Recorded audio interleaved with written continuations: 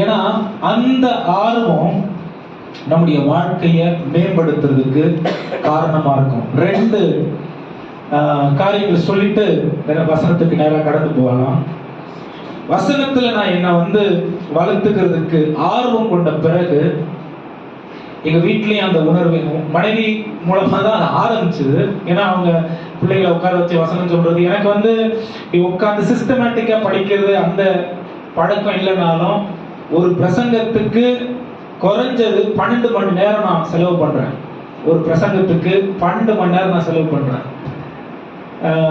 ஏன் அப்படின்னா, வாரத்துக்கு ஒரு நாள் தான் நம்ம ஆலயத்துக்கு வரோம். மற்ற நேரத்தில் நாம் வேதம் வாசிக்கிற எல்லா காரியங்களும் செய்யறோம். ஆனா ஆத்துமாவின் வளர்ச்சிக்கு, நம்முடைய வாழ்க்கைக்கு ஒரு படிப்படியா உயர்வு தேவை, முதிர்ச்சி தேவை. சரிங்களா?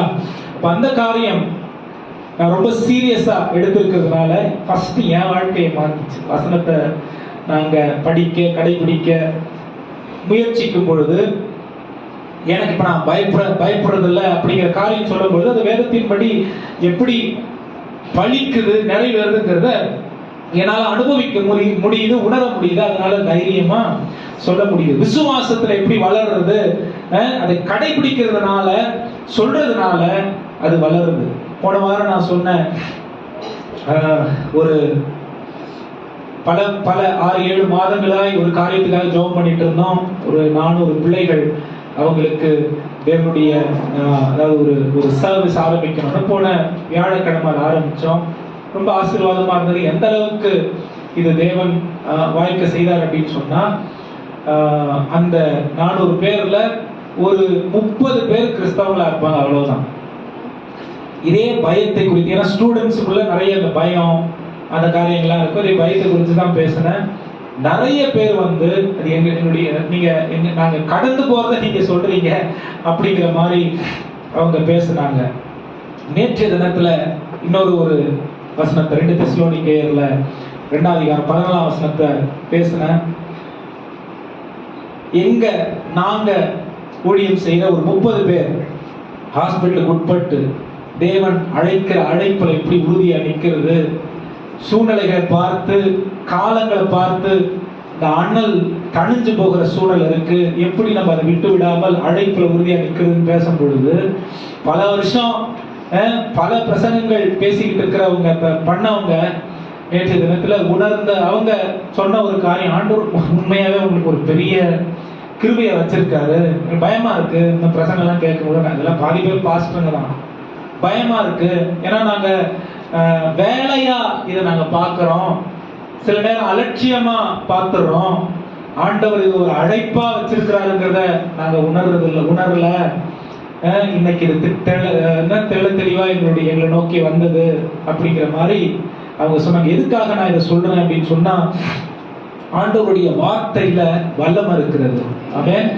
நம்ம ஒவ்வொருடைய வாழ்க்கையிலையும் இந்த வசனம் கிரியை செஞ்சா மட்டும்தான் நம்முடைய வாழ்க்கையின் ஆவிக்குரிய, பொருளாதார,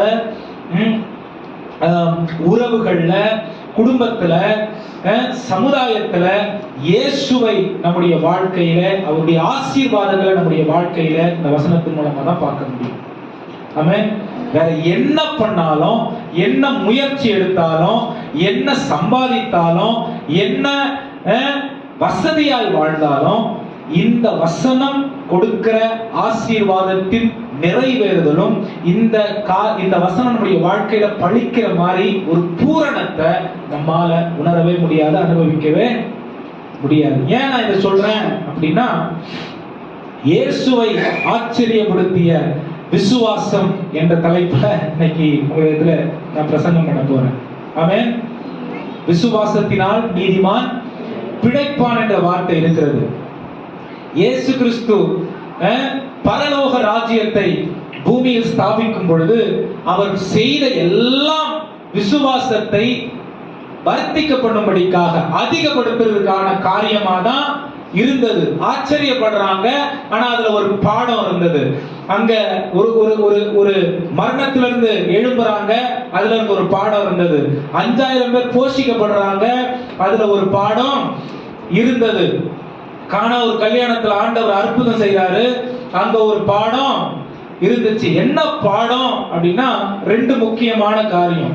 ஒண்ணு, பரலோக தேவனுக்கு பூமியில் அவர் மனிதனாய் இருந்தாலும் எல்லா அதிகாரமும் கொடுக்கப்பட்டிருக்கிறது என்றதான வெளிப்பாடு அந்த இடத்துல காணப்பட்டது. ரெண்டாவது, இன்னைக்கு முதல் செய்தியா நம்ம கேட்ட அந்த விஷயம், பரலோக தேவன் பரலோகத்திலிருந்து பூமியாய் மனுஷனாய் வந்ததனால பரலோக தலைமைத்துவத்திற்கு அப்படியே அந்த சித்தத்திற்கு ஒப்பு கொடுத்த பணிதரின் வெளிப்பாடாக தேவன் மகிமைப்படுகிறதற்காகவே எல்லா காரியத்தையும் பூமியில இயேசு கிறிஸ்து செஞ்சார். ஆமென், ஹalleluya. இப்ப இது விசுவாசிகளுக்கு எப்படி பொருத்திக் கொள்ள முடியும்? நாம் உலகத்தில் உலகத்தில் வாழ்ந்து பாவிகளாய் இருந்து ஆச்சரியமான ஒளிக்கு ரட்சிப்புக்கு வந்திருக்கிறதின் அடையாளம் என்ன அப்படின்னா, தேவராஜ்யத்திற்கு நாம் பங்குள்ளவர்களாய் மாறிவிட்டு இருக்கிறோம். அப்ப தேவராஜ்யத்தின் பங்குள்ளவர்களாய் நீங்களும் நானும் மாறிவிட்டு இருக்கிறதுனால தேவ மகிமைக்காகவே இந்த பூமியில நாம் எல்லாவற்றையும் செய்வதற்காக தான் அவர் நம்மை பிரித்தெடுத்திருக்கிறார். அது மட்டும்தான் நமக்கு அனுமதி. ஆமென். இரண்டாவது, முதல்ல அவருடைய மகிமைக்காக, இரண்டாவது அவருடைய சித்தத்தை பூமியில் நிறைவேற்றுவதற்காக. ஹல்லேலூயா. இதற்கு தான் ஆண்டவர் நமக்கு எல்லா அதிகாரமும் கொடுத்திருக்கிறார்.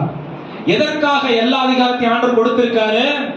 அவர் நாம மகிமைக்காக பூமியில வாழவும், அவருடைய சித்தத்தை பரலோகத்தில் அவருடைய சித்தம் எப்படி நிறைவேறுகிறதோ பூமியில அப்படியே அவருடைய சித்தம் நம் மூலமாய் நிறைவேறுவதற்காக மட்டும்தான் நம்மளை அவர் ரட்சித்து பிரித்தெடுத்திருக்கிறார். ஹalleluya. இதற்காக தான் அவருடைய சாயலை நமக்கு கொடுத்திருக்கிறாரு. இதற்காக தான் அவருடைய ரூபத்தை நமக்கு கொடுத்திருக்காரு. அது எப்படி செயல்படுத்தணும்னா ஆதியாகமத்துல நான் நிறைய பேசிட்டேன். ஆதியாகமம் 1ஆம் அதிகாரம் 26, 27ஆம் வசனத்தை நான் நிறைய உங்களுக்கு விளக்கி பேசிட்டேன். அப்ப கிறிஸ்தவர்கள் பூமியில எப்படி வாழ வேண்டும் என்பதை கிறிஸ்தவர்களாய் இல்லாத ஒரு மனுஷனை, ஒரு ரோம அதிகாரிய வச்சு ஆண்டவர் அவர் கூட இருந்த சீஷர்களுக்கு பாடத்தை கற்றுக் கொடுக்கிறார். ஆமென்.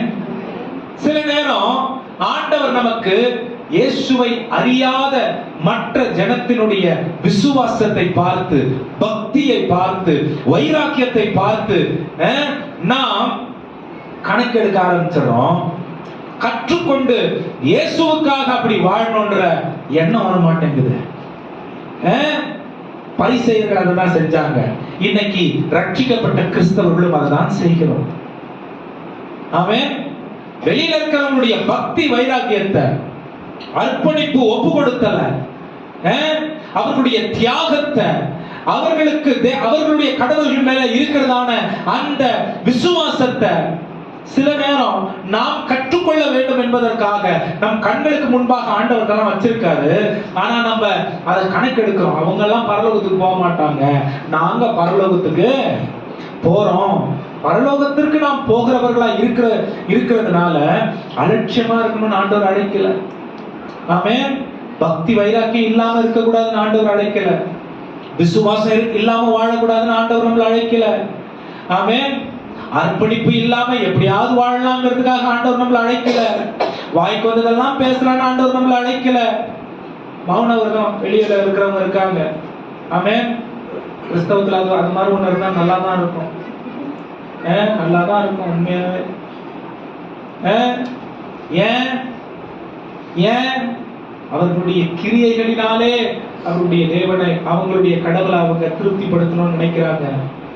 கிருபையை பெற்ற நாம், அவருடைய இரக்கத்தினால வாழ வேண்டிய நாம் இன்னும் அதிகமா எப்படி அவருக்காக பூமியில் விசுவாசித்து வாழ வேண்டும் என்பதை பிரசங்கம் முடிச்சிடலாம் போல இருக்கு. நான் சொல்ல வேண்டியதெல்லாம் சொல்லிட்டேன். ஆமென். சொல்லணும்னு நினைச்சதெல்லாம் நான் சொல்லிட்டேன். ஆண்டவருடைய உள்ளங்க இது. கிறிஸ்தவத்தை நாம் சரியாய் புரிந்து கொள்ளாததுனாலதான் கிறிஸ்துவை காட்ட வேண்டிய இடத்துல நம்மை காட்டி, கிறிஸ்து நம்மிலிருந்து எப்படி காணப்பட வேண்டும் என்பதை மறைத்து, உலக கிறிஸ்தவர்களாய் நாம் இருந்து உலகத்தில் கிறிஸ்தவர்கள் எப்படி குறைவுள்ளவர்களாய் இருக்கிறார்கள் என்று காண்பித்து உள்ளவர நிறைய பேரை நம்முடைய செயல்பாடுகளினாலே தடை செய்து கொண்டிருக்கிறோம். ஆமென். ஹல்லேலூயா. இந்த தேவனை ஆச்சரியப்படுத்திய விசுவாசத்தை கவனிங்க. ரொம்ப முக்கியமான ஒரு சத்தியம். உச்சக்கட்ட விசுவாசம் எப்படி ஒரு சூழ்நிலைய மாற்றிவிடும் என்கிறத நாம் இன்னைக்கு பார்க்கலாம். பிரதானமா சுகத்துக்காக, பிரதானமா விசுவாசத்திற்காக, பிரதானமா தேவனுடைய வார்த்தைக்காக, பிரதானமா தேவனுடைய நடத்துதல் எப்படிப்பட்டதா இருக்கிறது என்பதற்காக, பிரதானமா ஆண்டவருடைய செயல்பாடு எப்படிப்பட்டதா இருக்கிறது என்பதை புரிந்து கொள்வதற்கு இந்த பகுதி நமக்கு உதவி செய்கிறது. ஹல்லேலூயா. சொல்லுங்க, வாசிங்க 5ஆம் வசனம். 5ஆம் வசனம் 8ஆம் அதிகாரம் மத்தேயு 5ஆம் வசனம். ஆண்டவரே வேலைக்காரன் வீட்டிலே திமிர்வாதமாய் கிடந்து வேதனைப்படுகிறான். ஆண்டவரே வேலைக்காரன் யாரு? என் வீட்டுல இருக்கிற அப்பா இல்ல, அம்மா இல்ல, சொந்தக்காரவங்க இல்ல, ஒரு தூரத்து உறவு இல்ல, எதுவுமே இல்ல. யாரு? வேலைக்காரன். அவன் வீட்டுல வேலை செய்யறவன் திமிர்வாதக்காரனாக கொடிய வேதனைப்படுகிறான். ஒரு நூற்றுக்கு அதிபதி. நூற்றுக்கு அதிபதினா யாரு? ரோம அரசாங்கத்துல 100 பேருக்கு ஒரு தலைவன் அப்படின்னு ஆரம்பிச்சு, அதுக்கு மேல ஒரு ப்ராவின்ஸ் 1000 பேருக்கு ஒரு தலைவன், அப்புறம் ஒரு 5000 பேருக்கு ஒரு தலைவன், 10,000 பேருக்கு ஒரு தலைவன். அத போல வருகிறவர்கள் தான் இந்த ஏரோது அப்படிங்கிற ஒரு ராஜா கீழே இவ்வளவு பேர் இருக்கணும். பிலாத்து அப்படிங்கிற அந்த அந்தஸ்துல இருக்கிறவங்க அவங்களுடைய காரியத்துல ஒரு இவ்வளவு பேர் இருக்கணும் அப்படிங்கிற சூழ்நிலை அந்த காலத்துல இருந்தது. ரோம அரசாங்கத்துல கிரேட்ஸ் இருந்துச்சு. அத மாதிரி 100 பேர் இவன் சொல்றத கேட்பாங்க. 100 பேர் இவன் என்ன கட்டளை இடுறானோ அதை செய்வாங்க. 100 பேர் இவன் வந்து போனா போவாங்க, வானா வருவாங்க, உட்கார்னா உட்காருவாங்க, இல்லைன்னா நிப்பாங்க. அப்படிப்பட்ட ஒரு ரோம அதிகாரி. இது ரொம்ப முக்கியம். இயேசுவை எப்படி அறிந்திருக்கிறான் பாருங்க. இவன் இயேசுவை பத்தி கேள்விப்பட்டவனா இருப்பான், கண்டிப்பா ரட்சிக்கப்பட்டவனா இருக்க முடியாது. இயேசுவை கேள்விப்பட்டவனா இருப்பான். அந்த கேள்விப்பட்ட அந்த விசுவாசமே எவ்வளவு பெரிய விசுவாசமா இருக்கு பாருங்க. இன்னைக்கு இயேசுவை நாம் சொந்த ரட்சகராய் ஏற்றுக்கொண்டு இயேசுவுக்காக வாழணும்னு நம்ம வாழ்க்கையை ஒப்பு கொடுத்து இருக்கிற நம்முடைய வாழ்க்கையில் இருக்கிற விசுவாசம் எப்படி இருக்கு? இயேசுவை பற்றி கேள்விப்பட்டு ஒரு எனக்கு அவரை பிடிக்கும் அப்படிப்பட்ட ஒரு நபருடைய விசுவாசம் இயேசுவை குறித்து எப்படி இருக்கு யோசிச்சு பாருங்க. அடுத்த வசனம். அதற்கு இயேசு, கவனிங்க, இயேசு இவன் வந்து ஆண்டவராகிய இயேசு கிறிஸ்து கப்பர்நகூமுக்குள்ள வரும்பொழுது என்ன பண்றான்? ஒரு உதவி செய்ய ஆண்டவரேன்னு கேட்கிறான். முதல்ல என்ன பண்றான்? அவனுடைய தாழ்மையை பாருங்க. அவன் என்ன பண்றான்? ஆண்டவரிடத்துல வேண்டிக் கொள்ளுகிறான். நான் 100க்கு அதிபதி. அவனுடைய வேலைக்காரர்களை ஒருத்தவங்களை அனுப்பி இந்த இயேசுவை போய் கூட்டு வா என்கிட்ட அப்படின்னு சொல்லி, இயேசு கிறிஸ்து போயிருப்பார் கண்டிப்பா, கூட்டிட்டு வா என்கிட்ட சொல்லி, நேரா இவன் கூட சொல்ல வேண்டியதில்லை, நான் வேலைக்காரனை கொஞ்சம் என்னன்னு பார்க்க சொல்லியிருக்கலாமா? சொல்லியிருக்க முடியுமா? முடியாதா? தன் பின்னே இருக்கிறவர்களுடைய வாழ்க்கைக்கு உத்தரவாதம் எடுத்துக் கொள்ளுகிற நல்ல தலைவன், தனக்கு பின்பாக இருக்கிற ஆத்துமாக்களுக்கு உத்தரவாதம் எடுத்துக் கொள்ளுகிற, ரெஸ்பான்சிபிலிட்டி எடுத்துக் கொள்ளுகிற நல்ல தலைவன். ஆமென். நம்ம பின்னாடி, எல்லார் பின்னாடியும் ஒரு கூட்டம் இருக்கா இல்லையா? ஜெபக்குழுக்கள் நடத்துறோம், கிராம ஊழியங்கள் செய்யறோம், இந்த சபை ஸ்தாபிக்கிற ஊழியங்கள் செய்யறோம். இந்த பெத்தேல் சபை மூலமாக அநேக ஊழியங்கள் படர்ந்து விரிந்து நடந்து கொண்டிருக்கிறது. எனக்கு என் சபையில் கொடுத்திருக்கிற என்னுடைய இடத்துல நான் உத்தரவாதம் உள்ள நல்ல தலைவனாய் தலைவியாய் இருக்கிறேனா என்பதை கவனித்து பார்ப்பதற்கு இந்த பகுதி நமக்கு உதவி செய்கிறது. ஆமென். நான் ப்ரிப்பேர் பண்ணல, இது முழுக்க முழுக்க பரிசுத்த ஆவியானவருடைய வார்த்தை. ஏன்னா என்ன நம்பி நான் இந்த மேடையில் நிக்கிறது இல்லை. நான் படிப்பேன், நல்லா படிச்சிருவேன், ஆனா என்ன நம்பி நான் மேடையில் நிக்கிறது இல்லை. என் அறிவை நம்பி நான் நிக்கிறது இல்லை. ஆமென். இது எனக்கு எப்ப நான் என் அறிவை நம்புறனோ கண்டிப்பா அது என்ன கைவிட்டுறோம், எனக்கு நல்லா தெரியும். ஆமென். ஆனா ஆவியான தேவன் பாருங்க, நல்ல தலைவனை ஆண்டவர் நமக்கு காண்பிக்க. உங்களுக்கு சின்ன பொறுப்பு கொடுக்கப்பட்டிருக்கா? உங்க குடும்பத்தை மட்டும் நடத்துற பொறுப்பு இருக்கா? நல்ல தலைவர்களா, நல்ல பொறுப்புள்ள தலைவர்களா? நல்ல பொறுப்புள்ள தலைவர்கள் யாரு சொல்லுங்க? யாரா இருப்பாங்க சொல்லுங்க? யாரா இருக்க முடியும்? யாரா இருக்க முடியும்? யாரா இருக்க முடியும்? நீங்க எப்படி உண்மை முத்தமுள்ள விசுவாசிகளாய் இந்த சபையில இருக்கீங்களோ, உங்க ஆளுகையில இருக்கிற உங்களுடைய பிள்ளைங்க, நீங்க பராமரிக்கிற, போதிக்கிற, வசனத்தை கொடுக்கிற, ஆவிக்குரிய விதத்துல வழிநடத்துகிற உங்கள் மேற்பார்வையில் இருக்கிற விசுவாசிகளும் சபைக்கு உண்மையும் உத்தமம் உள்ள விசுவாசிகளாய் இருக்கணும். பாஸ்டர் வருஷத்துக்கு ஒரு முறை ஏதோ ஒரு வில்லேஜுக்கு வராருன்னா, பெத்தேல் சர்ச்சில் எப்படி நம்முடைய விசுவாசிகளை நாம் கனத்தோடு நடத்துறோமோ அதே காரியத்தை நாங்க அங்க பார்த்தா நீங்க நல்ல பொறுப்புள்ள ஆத்தும பாரமுடைய தலைவராக இருக்கிறீர்கள். ஆமென். அததான் இந்த நூத்துக்கு அதிபதியுடைய வாழ்க்கையில பார்க்க முடியும். ஆமென். அவனை யாரும் கேட்கல, போய் வேலைக்காரனுக்காக வேண்டிக்கடா அப்படி யாரும் கேட்கல. அவன் மீது விழுந்த உத்தரவாதம் அது, பொறுப்பது. ஆமென். இந்த மாதிரி சபைகள் எழுப்பிட்டா தேவனுடைய இதயத்தை வெளிப்படுத்தி பூமியிலே நாம் வாழ முடியும். ஆண்டவர் சும்மா சொல்லிடல, இவன் விசுவாசத்தை பத்தி ஆச்சரியப்படுறேன்னு சும்மா சொல்லல. ஒரு பெரிய ஒரு காரியமே அந்த இடத்துல இருக்கு. போய் என்ன பண்றான்? வேண்டிக் கொள்றான்.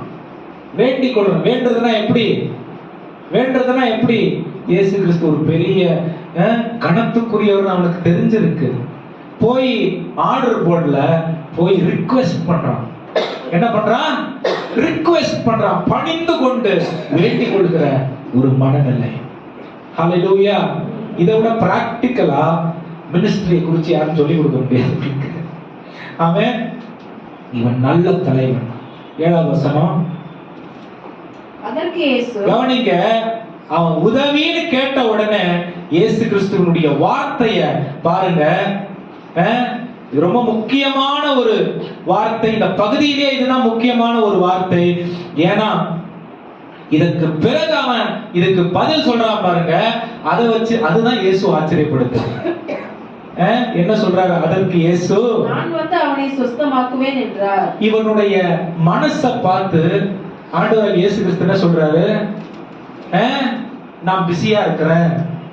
லாசருவுக்கு மார்த்தாள் மரியாள் லாசரு சாகிறதுக்கு முன்னாடி செய்தி சொல்லி அனுப்புறாங்க. செய்தி சொல்லி அனுப்புறாங்க. இயேசு கிறிஸ்து நான் வரேன்னு சொல்லல. ஆமென். அவர் ஊழியத்தை முக்கியப்படுத்தி மார்த்தாள் மரியாள் லாசரு இயேசுவுக்கு நெருங்கிய நண்பர்கள், சொந்தக்காரங்க கூட சொல்லலாம். அவர் போல. ஆனா இந்த புறஜாதியாகிய ரோம நூற்றுக்கு அதிபதியினுடைய வார்த்தையை கேட்டு அவனுடைய கிரியைய பார்த்து அவனுடைய என்ன சொல்றதுங்க எண்ணத்தையும் உணர்வையும் கண்டு இயேசு என்ன சொல்றாரு? நான் வரேன்பா, என் சீஷர்களை கூட நான் அனுப்பல. என்ன சொல்றாரு? நான் வரேன். உங்களுடைய உண்மையும் உத்தமத்தையும் இயேசு பார்த்தார்னா உங்க ஊழியத்துல அவர் தென்படுவார். உங்க உண்மையும் உங்களுடைய ஒப்பு கொடுத்த அர்ப்பணிப்பை இயேசு பார்த்தார்னா உங்களுடைய வாழ்க்கையில அவர் வெளிப்படுவார். உங்களுடைய உங்களுடைய ஆளுகையில அது காணப்படும். ஆமென். தலைவங்கிறவன் யாரு சொல்லுங்க? தலைவங்கிறவன் யாரு? இங்க வேலைக்காரனுக்கு கடைசி படுத்த படுக்கையில விஷம் வச்சு கூட கொண்டுடலாம், யாரும் கேட்க மாட்டாங்க. ஏன்? ஏன் இவன் வந்து 100 பேர் அவர்களுக்கு அதிபதி. இந்த படுத்த படுக்கையில இருக்கிறவன் அவனுக்கு வந்து பாரம். புரியுதுங்களா? படுத்த படுக்கையில இருக்கிறவன் பாரம். ஏன் அவன் பாரம்? இந்த 99 பேரை வழிநடத்துறதுக்கு அவனுக்கு வந்து இவன் இழுத்து பிடிக்கிறான். ஆனா அவன் மேல இயேசு கிறிஸ்து இந்த 99 ஆடை விட்டுட்டு ஒரு ஆட்டுக்கு போறாரு பாருங்க. அதே குணம், அதே மனநிலை.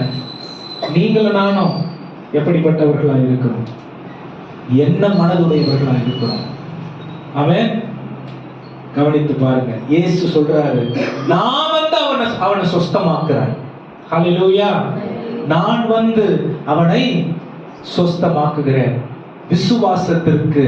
விசுவாசத்தை தேவன் கனம் பண்ணுகிறவராய் இருக்கிறார். ஹல்லேலூயா. சும்மா நீங்க ஜெபம் பண்றது எப்படிப்பட்டதா இருக்கு செக் பண்ணிக்கோங்க. விசுவாசத்தோடு நீங்க தேவனிடத்துல கேட்டீங்கன்னா அது அவர் கனம் பண்ணுகிற தேவனா இருக்கிறாரு. சுகத்திற்காக விசுவாசத்தோடு ஜெபம் பண்ணீங்கன்னா அது நடக்கும். ஆமென். கஷ்டம், கடன், வியாதி, பலவீனம், போராட்டம், நிந்த, குடும்ப பிரச்சனை, விசுவாசத்தோடு என் தேவன் இந்த காரியத்தை எனக்காக செய்வார் நீங்க ஜெபம் பண்ணீங்கன்னா ஆண்டவர்களை உங்களுடைய விசுவாசத்தை கனப்படுத்தி அதை அவர் என்ன பண்ணுவாரு? கேட்டு நிறைவேற்றுகிற தேவனா இருக்கிறார். ஹல்லேலூயா. கேட்டு நிறைவேற்றுகிற தேவனா இருக்கிறார். இன்னைக்கு நிறைய நேரத்துல அந்த போன வாரம் பேசணும் பாருங்க, இவங்களே நாங்கள் வெட்டுக்கிளி போல இருக்கிறோம், அவங்களே அவங்களுடைய வாழ்க்கையை குறித்து ஒரு முடிவுக்கு வந்துடுறாங்க. ஆண்டவருடைய பார்வையில இது என்னவா இருக்குதுன்னு சொல்லி ஆண்டவரிடத்துல கேட்கறது இல்ல.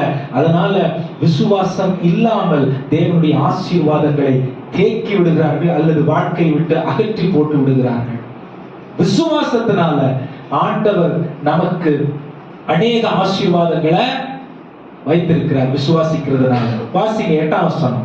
நூற்றுக்கு அதிபதி பிரதியுத்தரமாக, ஆண்டவரே நீர் என் வீட்டுக்குள் பிரவேசிக்க, கவனிங்க, நீர் என் வீட்டுக்குள் பிரவேசிக்க நான் பாத்திரன் அல்ல. ஒரு வார்த்தை மாத்திரம் சொல்லும். இது ரொம்ப முக்கியமான ஒரு காரியம். ஒரு வார்த்தை மாத்திரம் சொல்லும். அப்பொழுது என் வேலைக்காரன் சொஸ்தமாவான். 9ஆம் வசனம். நான் அதிகாரத்துக்கு கீழ்ப்பட்டவனாய் இருந்தும் எனக்கு கீழ்ப்பட்டிருக்கிற சேவகரும் உண்டு. நான் ஒருவனை போவென்றால் போகிறான், மற்றவனை வா என்றால் வருகிறான், என் வேலைக்காரன் இதை செய் என்றால் செய்கிறான் என்றான். இயேசு இதை கேட்டு ஆச்சரியப்பட்டு தமக்கு பின் செல்லுகிறவர்களை நோக்கி இஸ்ரவேல் எல்லாருக்குள்ளும் நான் இப்படிப்பட்ட விசுவாசத்தை காணவில்லை. இஸ்ரவேல் எல்லாருக்குள்ளும் இப்படிப்பட்ட விசுவாசத்தை நான் காணவில்லை. வருத்தப்படுறாரு.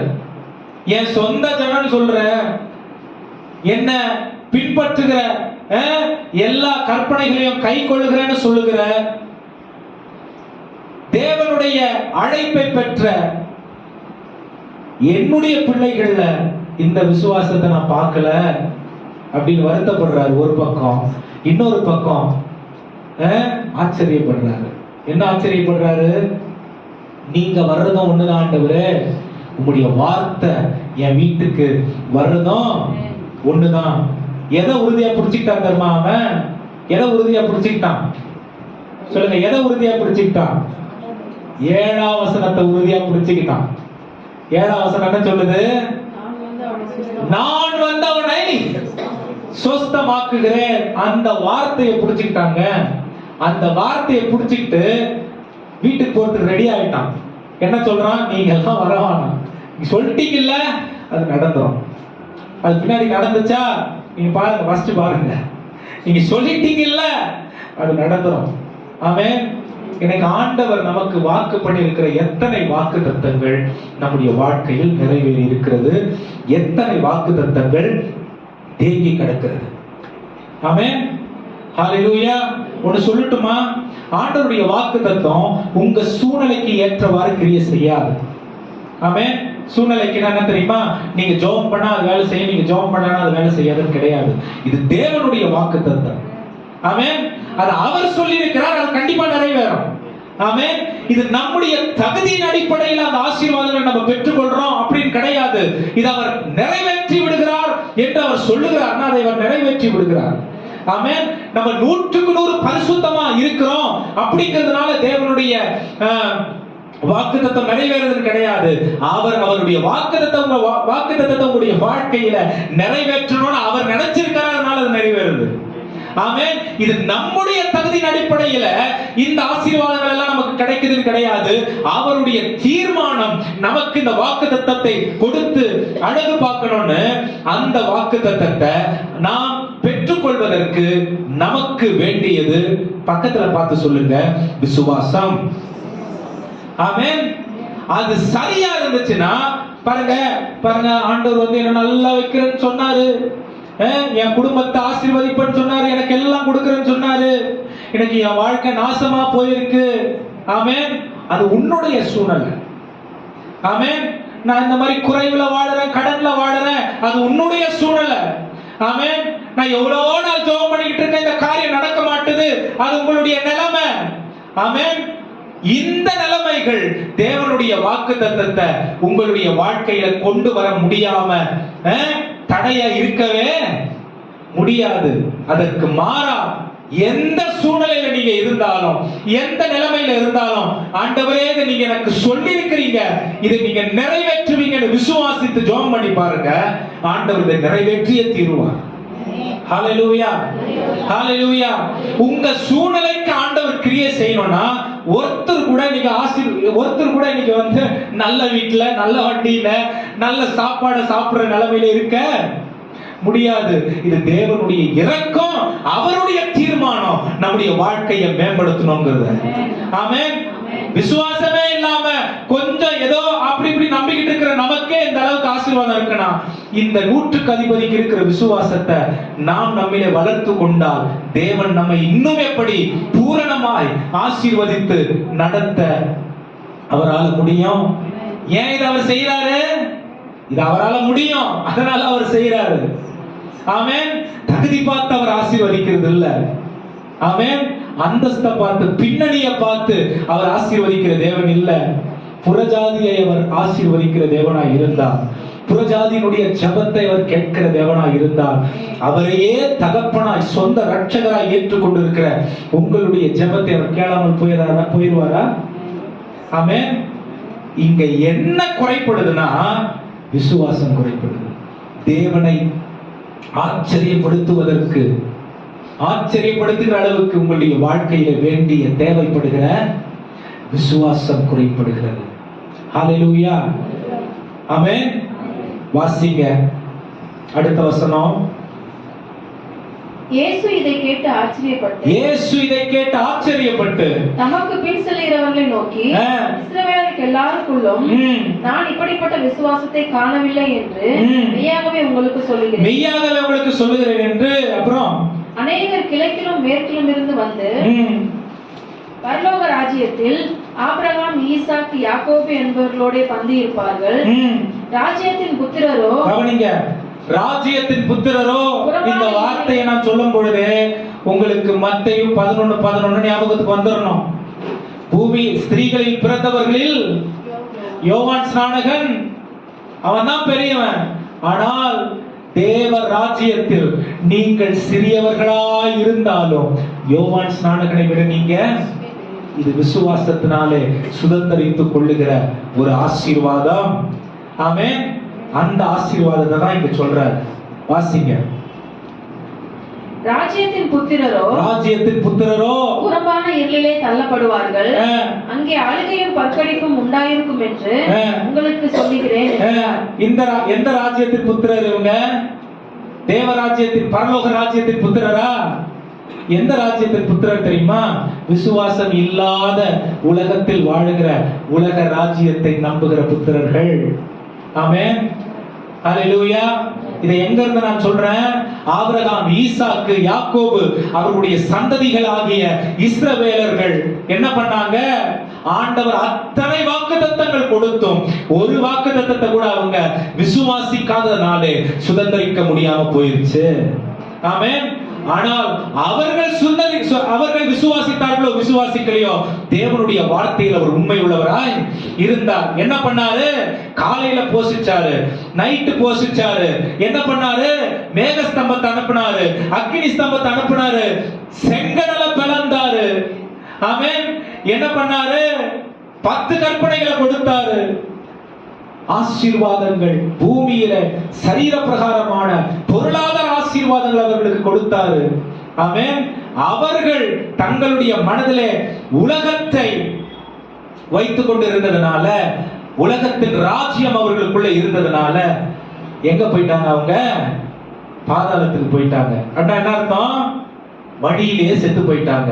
விசுவாசம் இல்லாததுனால தேவனுடைய ராஜ்யத்தின் காரியங்களை சுதந்திரிக்க முடியல. ஆனா இயேசு கிறிஸ்துவின் மூலமாக இந்த விடுதலையை நமக்கு தேவன் என்ன பண்ணியிருக்காரு? கொடுத்திருக்கிறார். ஹல்லேலூயா. இயேசு கிறிஸ்து என்ன சொல்றாரு? 13ஆம் வசனம். பின்பு இயேசு 100க்கு அதிபதியை நோக்கி, நீ போகலாம், நீ போகலாம், நீ விசுவாசித்தபடியே. முதல்ல என்ன சொல்றாரு? நான் வந்து அவனை சுகமாக்குறேன்னு சொல்றாரு. ஆண்டவருக்கு புரிஞ்சிருது, இல்லை என் வார்த்தையை அவன் புடிச்சுக்கிட்டான், என் வார்த்தையை 100% நம்பிட்டான், அதனால நான் போக வேண்டிய அவசியம் இல்லை. நான் போற இடத்துல என் வார்த்தை போனா போதும், என் வார்த்தை செய்ய வேண்டிய வேலையை அது செய்யும். என்ன சொல்றாரு? நீ போகலாம், நீ விசுவாசித்தபடியே உனக்கு ஆக கடவுது என்றார். அந்த நாளிகையிலே அப்படின்னா என்ன? அந்த நொடி பொழுதுலயே அவர் சொன்ன அந்த வார்த்தை அந்த சூழ்நிலையிலேயே. ஆமென். ஹல்லேலூயா. இவன் 100க்கு அதிபதி எவ்வளவு தூரம் டிராவல் பண்ணி வந்தான்னு தெரியல. ஆனால் இந்த படுத்த படுக்கையில இருக்கிற மிகவும் வருத்தத்தில் இருக்கிறதான சரீர பிரகாரமான போராட்டத்தில் இருக்கிறதான இந்த திமிர்வாதக்காரன் அந்த நாளிகையிலேயே அந்த செகண்ட்ல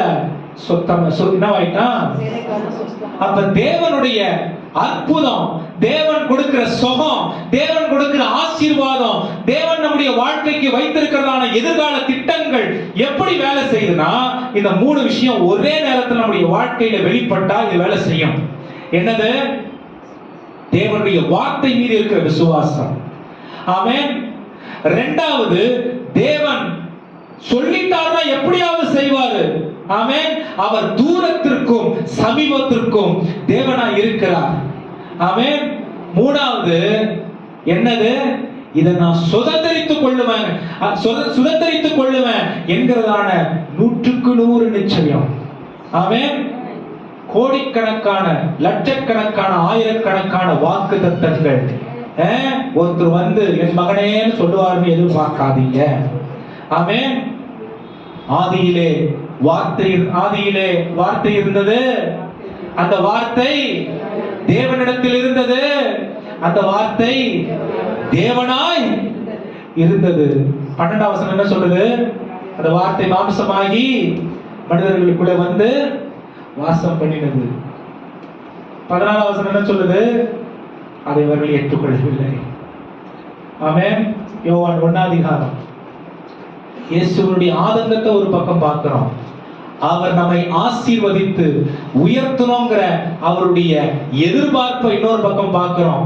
இது 2க்கு நடுவுல இயேசுவை ஆச்சரியப்படுத்திய விசுவாசத்தை பார்க்கிறோம். ஆமென். ஹல்லேலூயா. இயேசுவை ஆச்சரியப்படுத்த, அதாவது ஆண்டவரை நீங்க நம்பிட்டீங்கன்னா 2வது ஒரு எண்ணம் உங்க மனதுல வரவே கூடாது. உங்களை சுத்தி சூழலை நீங்க நினைக்கிறதுக்கு எதிராய் இருந்தாலும் தேவன் சொல்லுகிறதை அவர் நிறைவேற்றிய தீருவார் என்கிறத நீங்க அப்படியே பிடிச்சுக்கிட்டீங்கன்னா, சந்தேகப்படாம பிடிச்சுக்கிட்டீங்கன்னா, அவர் உங்களுக்காக எழும்பி கிரியைகளை செய்வார். சுகம் எப்படி வரும்? வார்த்தையை நம்பி. ஆமென். வார்த்தையை நம்பி எனக்கு செஞ்சிருவாரு அப்படின்னு விசுவாசிக்கும் பொழுது சுகம் கடந்து வரும். ஆமென். ஆசீர்வாதம் எப்படி வரும்? உன்னை நான் ஆசீர்வதிக்க சொல்றாருன்னா அந்த வார்த்தையை நம்பி அதை 100க்கு 100 சந்தேகப்படாம, நான் தரித்திரத்துல இருந்தாலும் சந்தேகப்படாம விசுவாசிச்சா ஆசீர்வாதம் என்னுடைய வாழ்க்கையில் வரும். ஆமென். ஆசீர்வாதத்திற்கும் என் சூழ்நிலைக்கும் சம்பந்தம் இல்லை. விசுவாசத்திற்கும் என் சூழ்நிலைக்கும் சம்பந்தம் இல்லை. தேவனுடைய கிரியைக்கும் என்னுடைய சூழ்நிலைக்கும் சம்பந்தம் இல்லை. நீங்களும் நானும் ராஜ்யத்தின் பிள்ளைகள். பரலோகத்திலிருந்து நமக்கு தேவன் வாக்கு பண்ணினதை எப்படி அருள பண்ணுவார் என்கிறதை உலகம் பார்ப்பதற்காக தான் உங்களை என்னை அவர் தெரிந்தெடுத்திருக்கிறார். உலகம் இதை பார்க்காம இருக்கனா, நீங்களும் நானும் அவர் எதிர்பார்க்கிற இடத்துல நம்மளை வச்சிக்கல, அவர் எதிர்பார்க்கிற விசுவாசத்தை நாம் காண்பிக்கல. ஆமென். அதனால குறைவுபட்டு போயிருக்கிறோம் என்று வேதம் நமக்கு கற்றுக் கொடுக்கிறது. ஹல்லேலூயா. சுகம் வேணுமா? ஆசீர்வாதம் வேணுமா? பிள்ளைகளுடைய வாழ்க்கையின் எதிர்காலம் வேணுமா? நீங்க உங்க பிள்ளைங்க சின்ன பசங்களா இருக்கும்போது ஜெபம் பண்ணியிருப்பீங்க. எத்தனை பேர் ஜெபம் பண்ணியிருப்பீங்க? எத்தனை பேர் ஜெபம் பண்ணியிருக்கீங்க? என் பசங்க இப்படி இருக்கணும் அப்படின்னு ஆண்டவர் வாக்குத்தத்தம் கொடுத்திருக்காரா இல்லையா? என்ன வாக்குத்தத்தம் கொடுத்தாரு? ஒருத்தவங்க ஒரு 2 பேர் சொல்லுங்க பார்க்கலாம். என்ன வாக்குத்தத்தம் கொடுத்தாரு? ஆமென். இந்த நிலைமையில உங்க பிள்ளைங்க எப்படி இருக்காங்கன்னு பார்க்காதீங்க. இன்னைக்கு ஒரு சேலஞ்ச். இன்னைக்கு உன் பிள்ளை எப்படி இருக்குன்னு பார்க்காதீங்க. ஆமென். அந்த வாக்குத்தத்தத்தை பிடிச்சுக்கிட்டு 100க்கு 100 ஆண்டவரை விசுவாசித்து ஜெபம் பண்ணுங்க. ஆமென். உன் பிள்ளையோட வாழ்க்கை மாறும். ஆமென். அவர் வாக்கு பண்ணார் பாருங்க. இன்னைக்கு இருக்கிற சூழ்நிலை இல்ல, அன்னைக்கு வாக்கு பண்ணார் பாருங்க, அது முன்னாடி வந்து நிற்கும். குறைவு மாறி போகும். ஹல்லேலூயா. குறைவு மாறி போகும். இதை தேவன் நமக்காகவே செய்வார். பரலோகம் மகிமைக்காக இதை செய்வார். ஆமென். அவருடைய நாமம் நம்முடைய வாழ்க்கையில, இந்த பூமியில நம்மளமாய் விளங்கும்படும்படிக்கு இதை செய்வார். கரங்களை தட்டி நாம் தேவனை மகிமைப்படுத்தலாம்.